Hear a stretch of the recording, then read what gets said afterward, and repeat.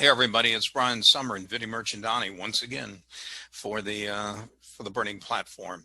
And today we want to talk about there's got to be some options around some of these big packaged software products, something that's maybe more cost effective and the like.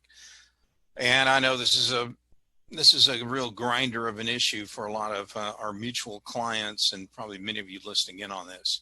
So let's get right on into it. Vinny, tell me a little bit about, how you see the background on the problem right now in the market. Why do we need options? Well, Brian, it's not something that just happened because of the pandemic, right?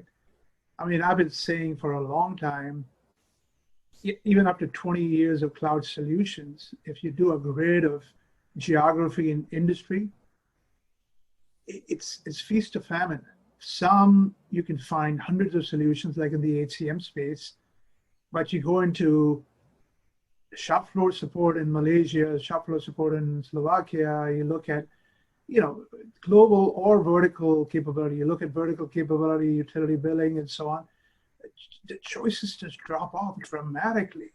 So you're right. People have been looking for choices and just haven't been able to find it. Now, during the pandemic, given all the issues they had with on-premise software, with the VPN provisioning, with the scaling and all that, they're starting to look again. They're not going to suddenly find these solutions because they haven't been developed. So, I mean, that's a big challenge. Well, you don't probably know this, but last week I bought a new car and I always go to the dealership. Hallelujah, hallelujah. You're helping the economy. Yeah, and I know you would love to hear that because you were still mystified that I've been driving a stick shift forever. Anyway, this one now has a continuous transmission. Anyway. Let me guess, electric too? No, it's not. Anyway, what's interesting to me is every time I go to buy a car, either the dealer or the manufacturer throws a bunch of extra junk in, that I never wanted. I don't need all the floor mats and the cargo net and the trunk and all that other stuff. And I think that's the way a lot of ERP buyers feel, is if the product was good enough when they bought it 10, 15 years ago, there's a good chance that a lot of all the extra bells and whistles some of these vendors have been larding aren't of interest to that customer. And why do they need to pay for it? Or why do they need to incur all these other costs that have been creeping into the deal and having to repay for these things time and time again? So we've got renewal price surprises. We got all kinds of wallet fracking stuff going on, the indirect access kind of issues. Everything just keeps piling up to an ever bigger price tag. And I think that's why people want an option. So why don't we talk? So let's talk about options, right? So, to me, I've seen some people go custom, especially in the vertical space. Mm-hmm. I've seen a consortium, like in the oil and gas sector, a consortium of customers has gone to SAP and said, build us the next generation upstream capabilities that they haven't really been able to upgrade for God knows how long, right? You see vertical specialists that companies are looking at, especially during the pandemic. They found a number of these Encinos for PPP bank, loan bank, PPP loans, Blackboard for online education. So, people are looking for options and finding them, but it's a very convoluted process of getting to something that may work for you. Well, among those options, there's a couple others I think out there. I see companies moving down market. They're intentionally buying something that costs a whole lot less and gives them 80, 90% of the functionality they used to get from some major ERP vendor. I also think that a lot of the ERP vendors missed a real big chance 5, 10, 20 years ago to change their entire cost structure on how they want to develop, support, maintain products. You and I are both familiar with companies like Zoho, and their cost structure is just microscopically small. And part of that reason is because they don't embed a whole bunch of other third-party products into their stuff. It's open source, or they build everything custom for themselves. And there's nothing wrong with that. That's I think everybody has a responsibility, to their employer or their board of directors to sometimes seek true love elsewhere if they're not getting the love they expect out of their ERP vendor going forward. One of the strategies that I'm seeing more and more is companies are saying, look, I have big, ugly on-premise systems, but the cost of moving away from them is just too high. So they're kind of ring fencing them, saying, let's keep the cost of maintaining the old systems low, but let's ring fence them with additional capabilities. It could be RPA, robotic process automation. It could be an analytical tool around it. It could be applying machine learning to the data from it. It could be, ring fencing, which I know customers that have 50, 60, 70 SaaS modules around a core that hang around a core legacy transaction processing system. So that's another option I'm seeing. Well, and then you've also got the options to go with a business process outsourcer or some other kind of firm that may be able to, like an integrator who may have already got a pre-negotiated deal and may be worth it just to cut your losses directly with the vendor and go straight to someone else, or to upgrade by way of one of these other players. But all of these things, I think, they take time to research, and you got to do the economics, both short-term and long-term, and do them very well. Let's just transition as to, we all can admire this problem. We know this problem, and people on the call know this problem. Now we need to talk about what are you going to do about it. So what kind of counsel do we want to give these people? And if you like, I'll start with one idea.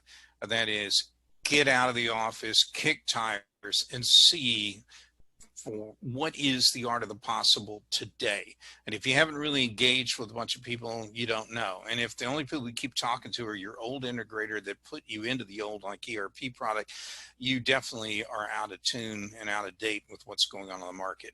What kind of counsel do you have, Vinnie? Yeah, and don't just look at your existing vendors.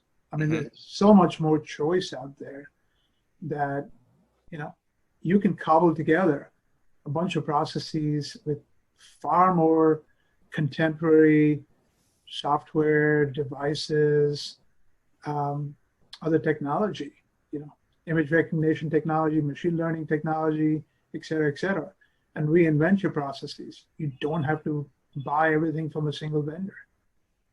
Yeah, I think the other thing is, mentally, I think we need to separate why am I paying a whole lot for basic transaction processing, where the real value, to your point, is really outside a lot of those old systems you've got.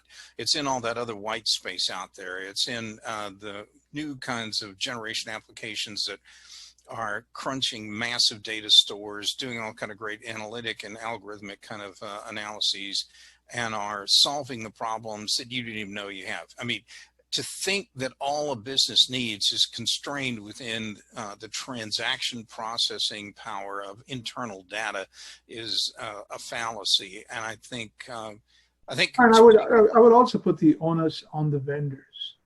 A lot of them will talk about next generation solutions, but they haven't thought about going from point A to point B. I mean, that is so expensive. Automate as much as possible. Force your partners to automate their efforts and so on. I mean, that really needs a lot more thinking than has gone on in the last 10 years. Most vendors will just toss it over to the integrator and say, you do it. Doing it one at a time is not very efficient. Well, let's steal an analogy from the telephony industry, the telecom industry, that last mile concept. And I think what's really wrong with a lot of the solutions out here is we got a lot of vendors who are selling architectures today. They want you to replatform to their new architecture, but they don't really have anything to show for it. I mean, other than, yeah, they got tools, but I don't want tools. I don't even want a toolbox. I want the finished product. I want a gassed up Porsche in my driveway. And the fact that— By the way, is that what you bought? No. I bought a Subaru Crosstrek, if you can believe that. I'm proud of you. You stay cheap.